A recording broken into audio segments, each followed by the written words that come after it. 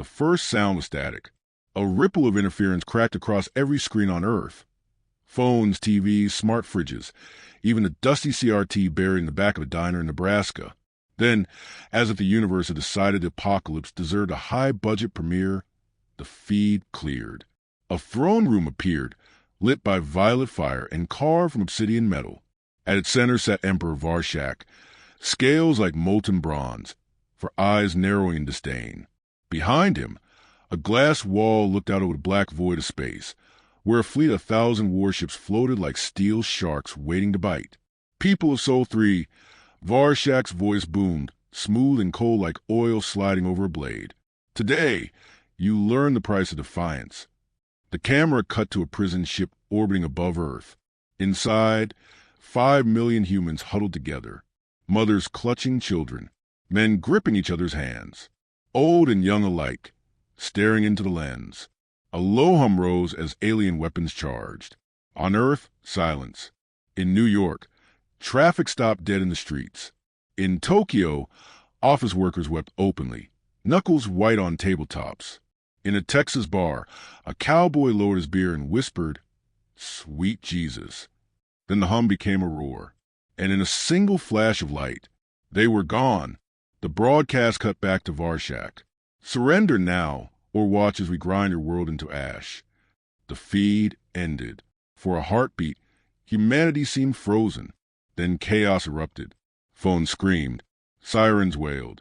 Someone threw a chair through the window of the diner in Nebraska, and in a crumbling garage on the outskirts of Phoenix, Arizona, Alex Mercer threw a wrench at his flickering television. "Goddamn aliens," he muttered.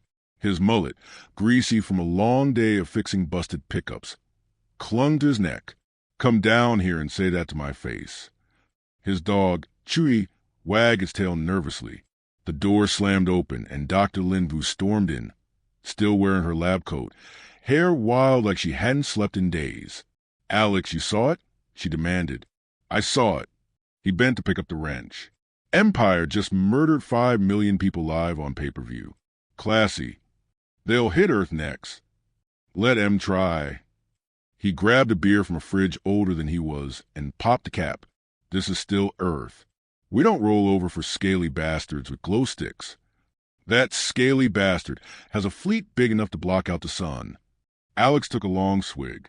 "Fleet schmleet. Give me duct tape, fireworks, and a couple of pissed-off Texans.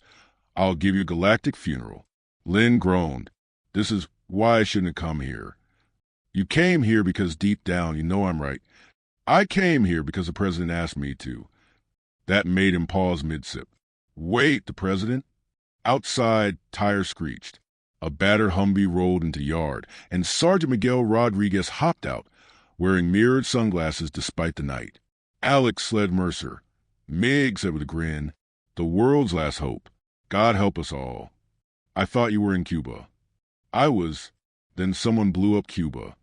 He tossed Alex a duffel bag. Inside, assault rifles, alien tech scavenged from a downed scout ship, and a crumpled American flag. "Operation Alien Extinction." Mig said, "That's a dumb name." "Yeah, but it sounds awesome." Alex grinned. "All right, I'm in. What's the plan?" Lynn crossed her arms. "You're not serious." "Oh, I'm dead serious." Alex wiped his hands on his jeans. "They want a war? We'll give them the most human war in history. Meaning we'll fight dirty, loud, and crazy. We'll confuse the hell out of them. We'll show these space lizards why you don't mess with a planet that invented monster trucks and spicy Cheetos." Miggs laughed. "That's the spirit." A crackle of static interrupted them. Alex's old radio, thought long dead, blared to life. "Attention, Earthlings," a mechanical voice said. "We are landing an advanced squad in your Midwestern agricultural hub for demonstration purposes. Resistance is futile." Alex smirked. "Nebraska? Oh, they're screwed." The alien drop pods fell like shooting stars over golden wheat fields. Farmer Earl Jenkins watched from his porch, shotgun across his lap, chewing tobacco like it was an Olympic sport. "You boys hear that?" he asked the other two farmers beside him. "Yup. They think they're going to take Nebraska. Idiots." The first pod hit the soil with a thud. The hatch hissed open. Out stepped an armored alien warrior, plasma rifle glowing blue.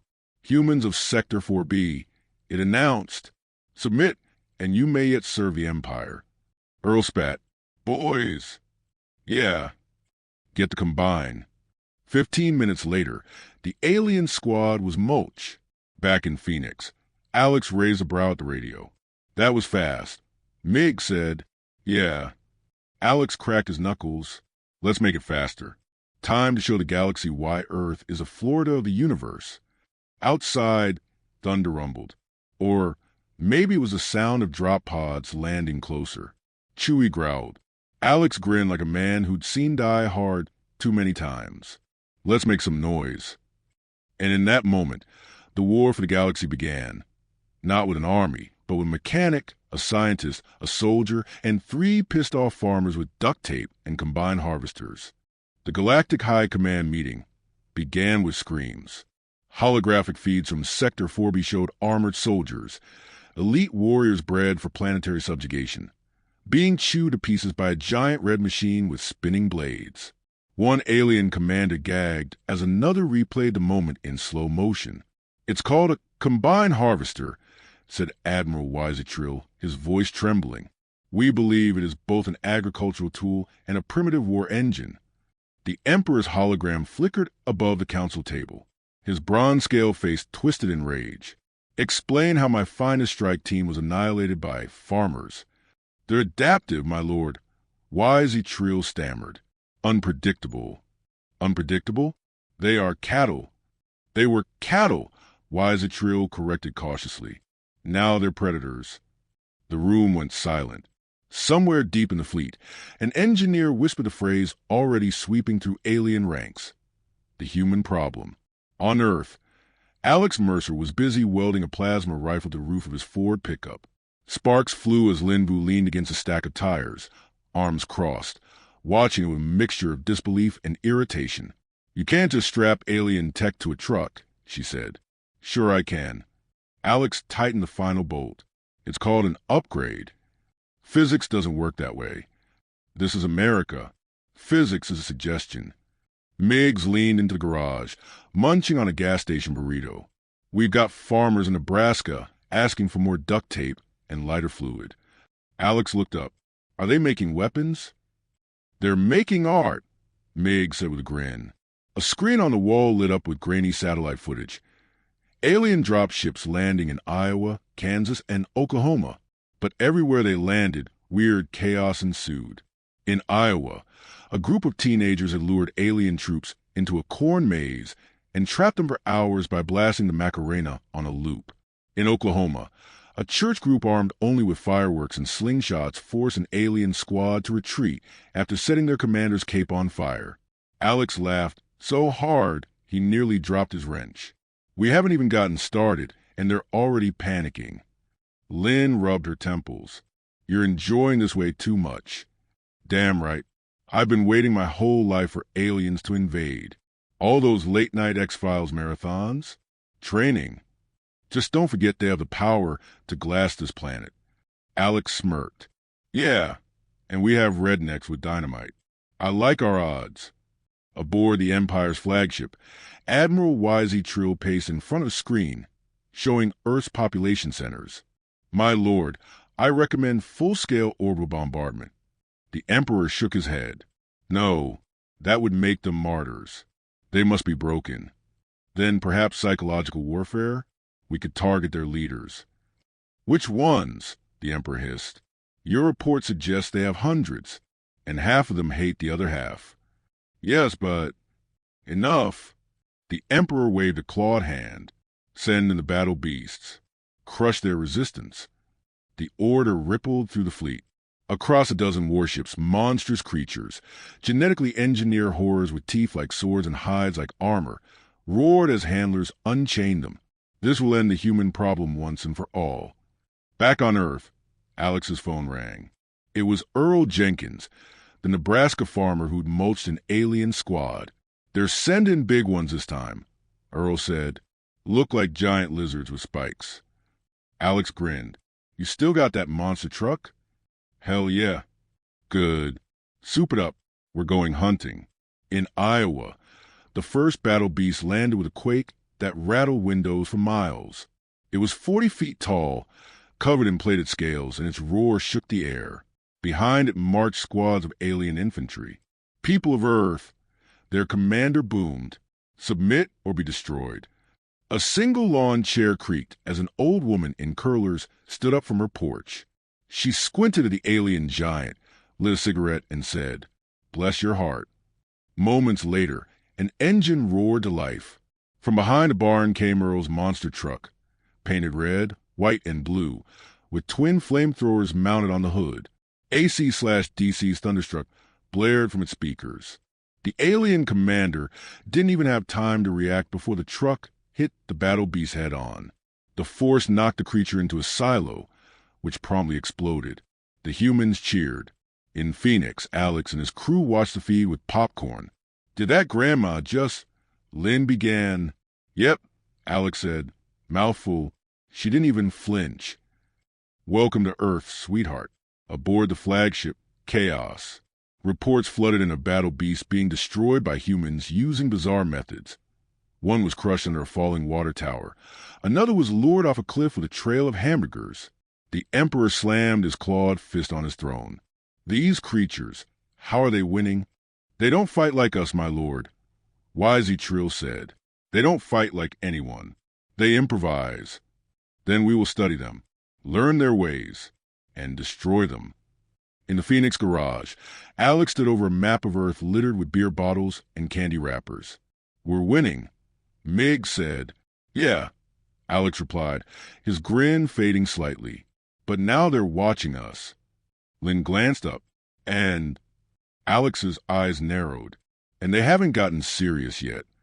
Outside in the Arizona desert, the sky burned orange as more drop pods streaked down. The human problem wasn't just spreading. It was about to go galactic.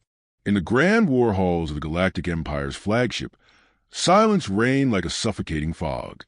Rows of admirals sat rigid in their chairs as holograms flickered before them.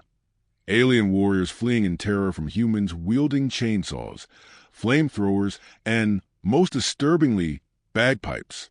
Admiral Wisey Trill spoke first. "My lord, the humans are unlike any species we've encountered. He hesitated, gills quivering. "They're worse than we thought." The Emperor's bronze scale claws tapped against his throne. "Explain." "They have no central command, no logic to their resistance.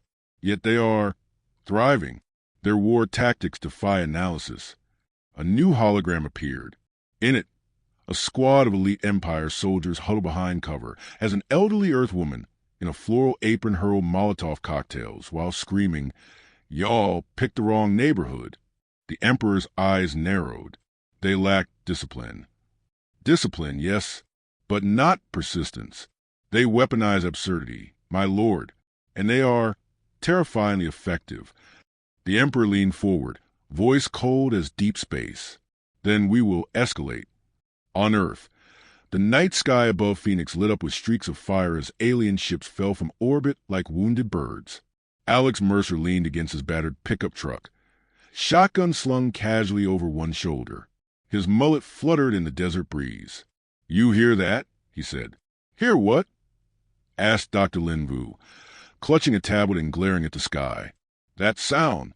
Alex took a swig of warm beer. "That's the sound of overconfident aliens about to get their asses handed to them again." "God, you're insufferable," Lynn muttered. "Insufferable and undefeated," Alex replied with a grin. Miggs appeared, dragging a duffel bag packed with stolen alien weapons. "Guess what, kids? The Empire's dropping reinforcements in Los Angeles." "L.A.? Huff! They're doomed," Alex said. "Why?" Lynn asked. "Because L.A. is full of aspiring actors. These aliens are about to be outdone in over-the-top drama. In Los Angeles, the Empire's new shock troops hit the ground hard, 20-foot-tall armored enforcers known as Titan drones. Their weapons pulse with searing energy. Citizens of Earth, their commander broadcast, "Surrender and you will be spared." For a moment, the city was silent. Then a single skateboard rolled across the cracked pavement. From behind an abandoned food truck came a figure clad in baggy jeans and a bandana, a wiry teenager clutching a can of spray paint. "Hey, lizard boys," he yelled, voice cracking. "Welcome to Earth." Before the aliens could fire, he leapt onto the nearest drone, tagging "Eat my shorts" across its visor in neon pink paint. Sirens wailed as dozens of humans swarmed from alleyways. Some wielded slingshots, others lobbed water balloons filled with bleach, and every one of them screamed like they were a mosh pit. By the time the Empire's commander realized what was happening, 3 of his drones were toppled. One was being jordaned down Sunset Boulevard, blasting Beastie Boys sabotage. Back on the flagship, chaos spread through the ranks. The Titan drones neutralized. An officer stammered. "Neutralized." The Emperor's voice cracked with fury. "They were hijacked, my lord." One was last seen painted like a clown and participating in a human parade. The Emperor roared. "These savages are making a mockery of our forces." Admiral Trill swallowed hard. "Permission to deploy the Singularity Cannon? No, not yet. I will not reduce these creatures to dust until I understand what drives them." In the Phoenix garage, Lynn scrolled through footage of Earth's counterattacks. Her brow furrowed. "They're adapting faster than I thought," she said. "Who? The aliens?" Alex asked. "No, us." He smirked. "Damn right. That's what we do. Adapt, improvise, kick ass." "It's not sustainable," Lynn argued. "They'll get serious. They'll send something worse." "Worse than a 30-foot space iguana?" Alex chuckled. "Let him. We'll handle it." "Sometimes I wonder if you're insane," Lynn muttered. "Insane got us to the moon," Alex replied. At that moment, a low rumble shook the garage. MiGs rushed in. "We got incoming. Big one. Empire's bringing their fleet down over the Atlantic. Looks like they're setting up a blockade." "Blockade, huh?" Alex said, tossing his shotgun into the truck. "Guess it's time we made a few phone calls." On a humid Florida beach, a grizzled old man leaned against a jet ski with a flamethrower strapped to his back. "This is it, boys," he said. "We're keen to fight to the water." Dozens of swan boats roared to life, their human crews armed with fishing poles, fireworks, an unhealthy dose of Florida man confidence. As the Empire's blockade ships descended, they were met with a barrage of improvised rockets, jet skis on suicide runs, and a blaring soundtrack of Lynyrd Skynyrd's Free Bird. The Emperor watched the chaos unfold in horror. "They're not just resisting," Trill whispered. "They're enjoying themselves." "Enjoying themselves?" the Emperor repeated, disgusted. "They're laughing in the face of annihilation." "Impossible." Trill's gills fluttered nervously. "It appears humor is one of their weapons." In the Phoenix garage, Lynn slammed her tablet down. "They're studying us, Alex. Every fight, every ambush, they're learning." "Yeah, well," Alex cocked his shotgun and grinned. "So are we." Outside, the sky blazed as alien ships rained down like meteors. The war wasn't over. It was just getting started.